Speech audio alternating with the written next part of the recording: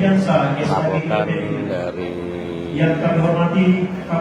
Masjid Agung Palembang, di mana saat ini sedang berlangsung manasik haji bagi calon haji kota asal kota Palembang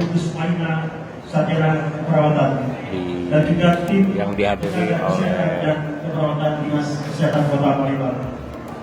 Wakil Kemenak Sumsel Sabtu Irwan, Amanat Polda Palembang Ali Don Yansyah, dan sejumlah calon jemaah haji asal kota Palembang yang hadiri manasik haji perdana yang kami hormati juga pimpinan KBIHU Kota Palembang, yang kami hormati juga para pengurus Yayasan Masjid Agung Sultan Kota Daluddin Jolio Hidayatullah, yang kami hormati juga rekan-rekan panitia manasik haji Kota Palembang, dan Bapak Ibu calon jemaah haji sekota Palembang hadirin oleh hadirat insyaallah kita semua dirahmati oleh Allah Subhanahu wa taala. Ulama yang paling utama, mari sama-sama kita persembahkan rasa puja dan puji syukur kita kepada